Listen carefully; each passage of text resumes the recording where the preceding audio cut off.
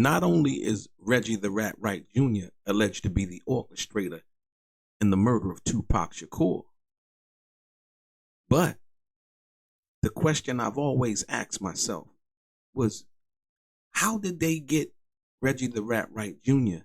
to offer up a proffer agreement involving the murder of the Notorious B.I.G? Ladies and gentlemen, this is one of the most important videos that I've ever made. I need you to sit back, get your coffee, tea, whichever you prefer, and let's get into some of this straight game, because I got the receipts. Let's go. Blackjack. Life is like some cards. It's not what you dealt, but how you play it.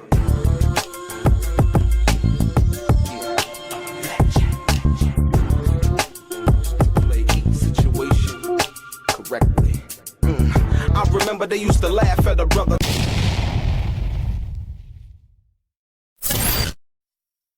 Welcome back, guys. Welcome back. It's your boy Delray, Richardson, platinum artist, platinum songwriter, Str8 Game TV.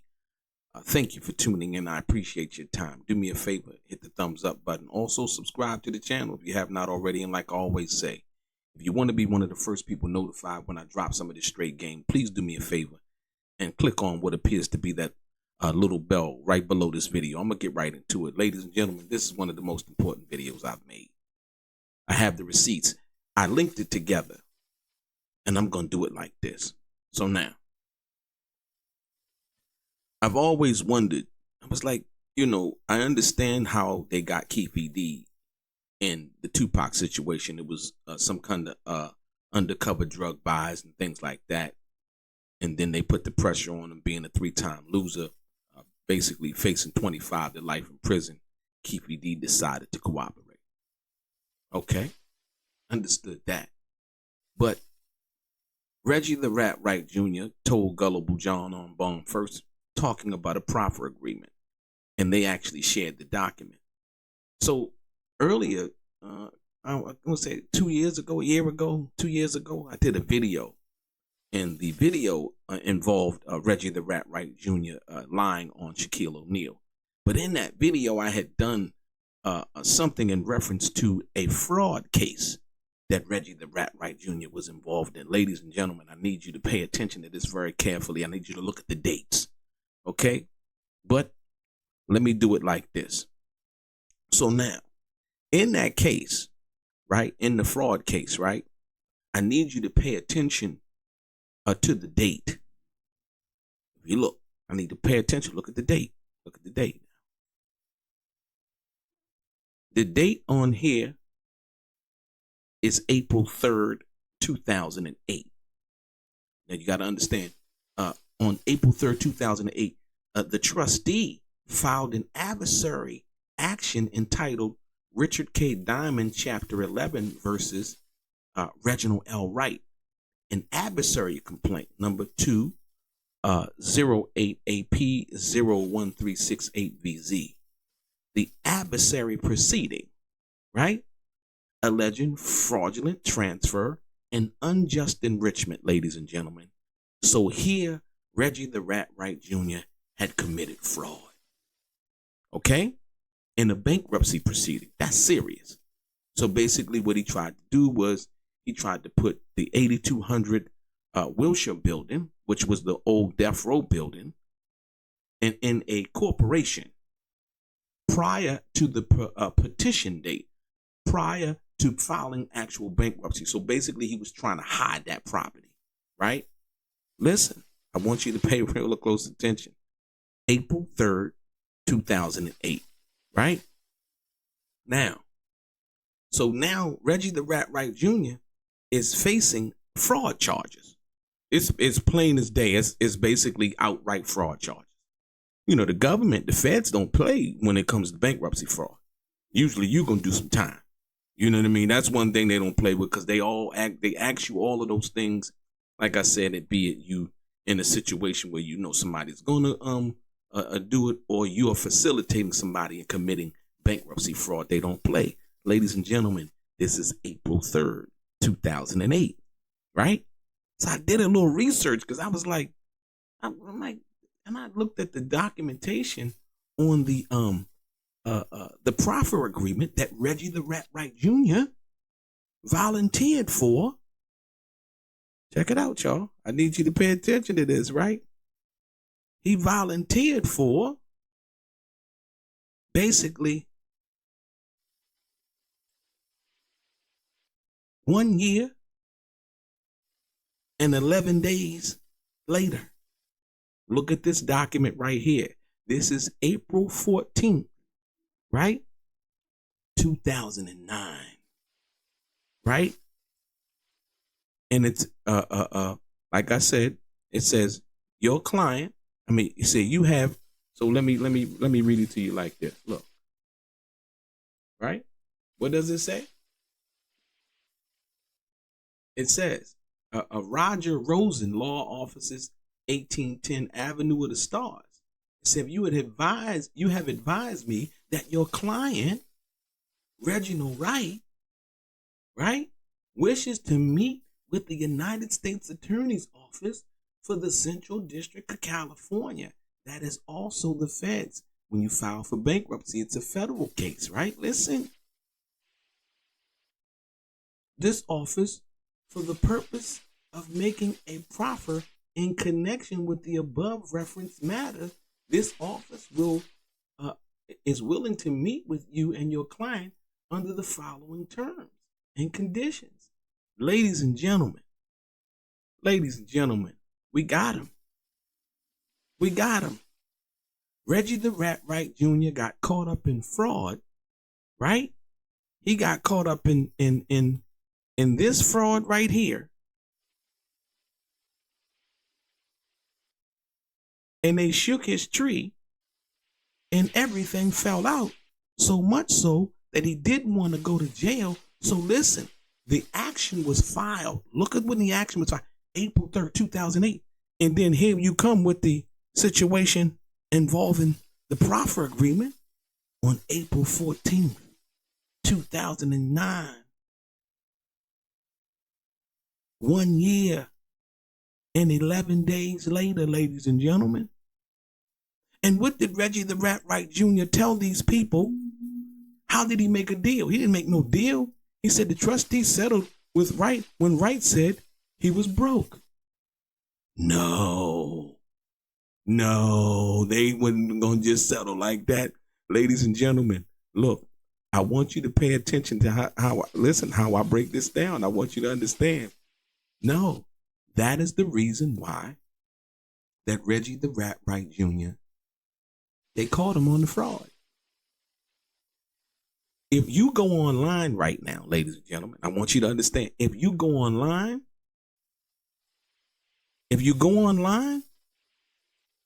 you can't find this information nowhere online.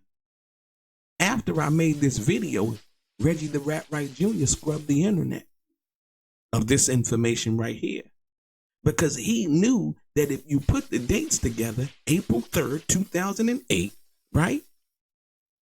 And then not too long after that, here comes a proffer agreement that he put out that's dated April 14th, 2009, just 1 year and 11 days later.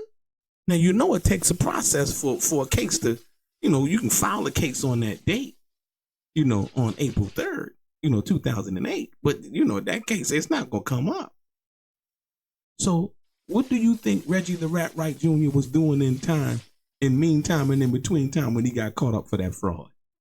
He was talking to the government, right? And they put out he made a deal and said that he was broke. No, that's not how it worked. That's not how it worked. You don't make a deal and tell them that you're broke. That's not how it works. They want some skin in the game, or they want some information. And approximately 1 year and 11 days later, here's the proffer agreement. You see it. You not the government. Reggie the Rat Wright Jr. attorney got in touch with the United States attorney. He said, you have advised me that your client, Reginald Wright, wishes to meet with the United States Attorney's Office. Ladies and gentlemen, he had been telling back then This is before he got caught up with the situation involving being the failed drug dealer and a money launderer. Therefore, you got to understand, he said that what? They came to a settlement. They ain't come to no settlement, man. Look, the trustee settled with Wright when Wright said he was broke. Nah, you committed bankruptcy fraud, right? At the top of this paper right here, if you look very closely in the left-hand corner, right? It says Douglas M. Miller. Then it goes down and says, but then it says major fraud section. If you look at that paper, it says major fraud section. That's how you know where it came from. He got caught committing fraud, ladies and gentlemen. And approximately 1 year and 11 days later, Reggie the Rat Wright Jr. steps in and offers up the Proffer deal involving the Biggie Small situation. Point blank, period. You see it right here. Look, April 3rd, 2008. April 14th, 2009. But let me give you some more of this game. So now you know why.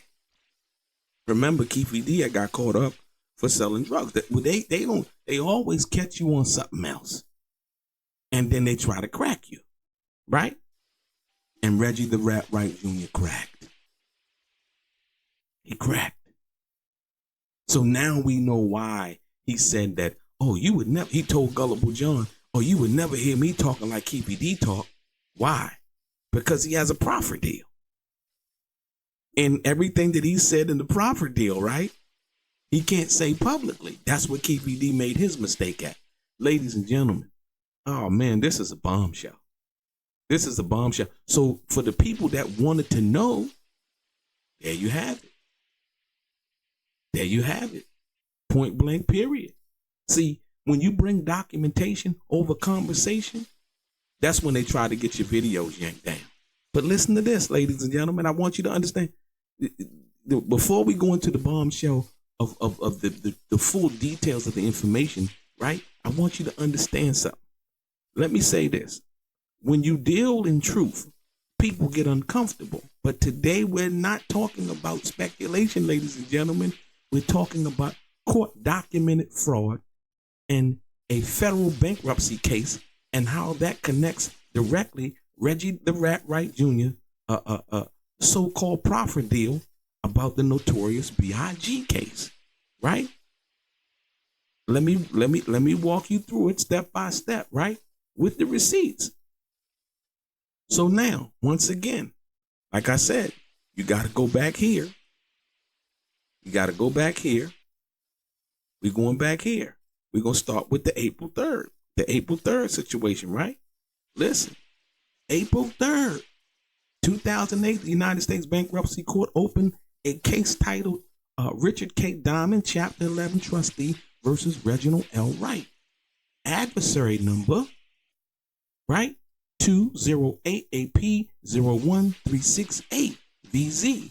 The trustee accused Reggie Wright Jr. of fraudulent transfer and unjust enrichment. What does that mean, ladies and gentlemen?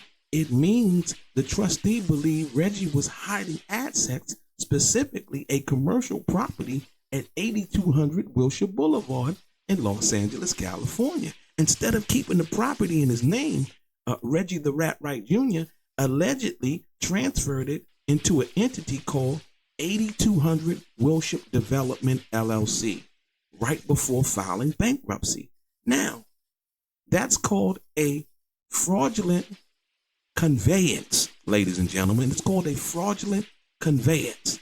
I need you to understand that. So now, I hope y'all follow me on this because you're about to get some great information today. So that's a fraudulent conveyance, moving a property to make it look like you're broke so creditors can't touch it, right? A fraudulent conveyance, basically moving property to make it look like you're broke so creditors cannot touch it, right? The trustee saw through it. The bankruptcy trustee saw through that. The lawsuit said Reggie unjustly benefited from the transfer. That's unjust enrichment. Let's call it what it is, ladies and gentlemen. It's called fraud. When I told you he was a fraud, it is true. Point blank, period. I do not come and make frivolous accusations without documentation. Right? Listen. Now, ladies and gentlemen, we're going to fast forward it. Like I said, we're going to fast forward this here. We're going to fast forward this here to now, where we at? April 14th, 2009. The Proffer did. Now, here's where things get real interesting. Exactly 1 year and 11 days later, on April 14, 2009, Reggie the Rat Wright Jr. and his attorneys show up to the federal table for what's known as a Proffer session, a cooperation deal. If you don't listen to me, y'all. If you don't know, a proffer is when you tell the feds what you know in exchange for leniency. Basically, I'll give y'all some info. Just go easy on me. Easy on me for what?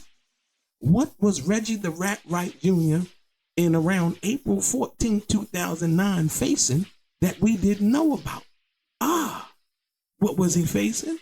A fraud charge in a bankruptcy case. Fraud. Point blank, period, right? Listen, y'all. Now ask yourself, why would Reggie the Rat Wright Jr., a man who's been acting like the toughest guy in the room, be sitting down with federal agents a year after being accused of bankruptcy fraud? Amazing. Amazing. Ladies and gentlemen, it's been scrubbed from the internet, the information involving the bankruptcy, because if you knew the information, you'd be able to put the dates together, right? Because when that bankruptcy trustee came after him in 2008, it exposed his financial crimes. And Reggie knew the walls were closing in, ladies and gentlemen. So in 2009, he tried to flip it. He went to the feds with information tied to the Notorious B.I.G. case, hoping to save his own ass. Did you hear what I said, ladies and gentlemen? He went to the feds with information, volunteered, right? Volunteered. I'm going to ask you again. Now you got to ask yourself, why would Reggie Wright Jr., a man who's been acting like the toughest guy in the room, be sitting down with the federal agents a year after being accused of bankruptcy fraud? Because when that bankruptcy trustee came after him in 2008, it exposed his financial crimes, and Reggie knew the walls were closing in. So in 2009, he tried to flip it, went to the feds with information tied to the Notorious B.I.G. case, hoping to save his own neck. That's not loyalty, Suge Knight. That's survival. It's survival, right? And the connection they don't want you to see, ladies and gentlemen. Listen, this is why they tried to take my videos down, right? With fraudulent copyright claims. The connection, Gullible John, I hope you watching this, because he didn't tell you this, did he? Did he tell you that, John? You didn't do no video about this, right? The connection they don't want you to see. Here's the bigger picture. Reggie the Rat Wright Jr. was already under financial heat from the bankruptcy trustee, accused of fraudulent transfer and unjust enrichment. That's a paper trail you can't argue with, ladies and gentlemen.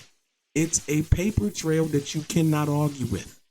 So when you see him, right? So when you see him in April 2009 doing a proffer session about the B.I.G. murder, right? That wasn't about helping the truth. That was about helping himself, ladies and gentlemen. He didn't want to go to prison. He didn't want to go to prison for bankruptcy fraud, ladies and gentlemen. Wow. And y'all remember, proffers don't come out of nowhere. The government don't just call you up and say, hey, come talk. You or your lawyer reach out to cut a deal. To cut a deal. And you only do that when you're in trouble, ladies and gentlemen. Reggie the Wright Jr. was in trouble. So when you line it up, April 3rd, 2008, bankruptcy fraud. April 14th, 2009, Proffer deal. That's 1 year and 11 days apart. That's not a coincidence. That's called cause and effect. It's called cause and effect. Right? So when you see them, and I did the video of them trying to take my video down, I'm trying to tell you that this ain't nothing but straight game, man. It ain't nothing but straight game, right? Listen, this is receipts over rhetoric, right? You all of these other this is receipts over rhetoric. Let's talk about character, ladies and gentlemen. Reggie the Wright Jr. been online talking slick, trying to paint himself like the insider. But when the paperwork comes out, it shows a man caught up in financial fraud trying to use the Biggie case to look like a cooperative witness. Let's be real. He wasn't trying to bring justice to Biggie. He was trying to bring himself relief. Relief, ladies and gentlemen. You can't claim to stand on truth when your foundation is fraud. You can't claim to stand on when your foundation is fraud. 8200 Wilshire Blvd was the play. Listen to me. 8200 Wilshire Blvd was the play. The trustee called him out. The bankruptcy trustee called Reggie the Wright Jr. out, filed an adversary case. And then conveniently, a year later, he's helping the feds. That's not integrity. That's damage control, ladies and gentlemen. It's damage control, right? So at the end of the day, the timeline does not lie. Fraud in 2008, Proffer in 2009. And everything since then, from interviews to stories, has been an effort to rewrite the record. But here it is, right here in front of your face. We deal with receipts, ladies and gentlemen, not rhetoric. We don't guess. We show you the paper trail. So when you hear Reggie the Wright Jr. talking about what he did for death row or what he knows about Pac or Big, remember, this man had to talk to the feds to save himself after getting caught moving property out of his name or into a LLC, trying to hide it. Unjust enrichment, bankruptcy, fraud, financial crimes. Ladies and gentlemen, like I said, Keefe D has mentioned this guy and saying that Reggie the Wright Jr. took money to help facilitate the assassination of 2Pac Shakur. The case is coming up. This right here is a bombshell. You ain't seen this on the internet nowhere else.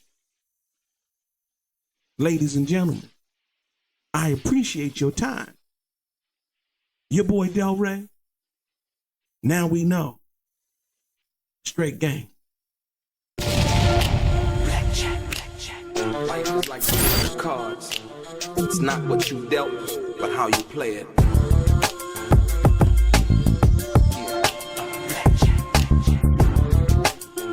Play each situation correctly. I remember they used to laugh at a brother.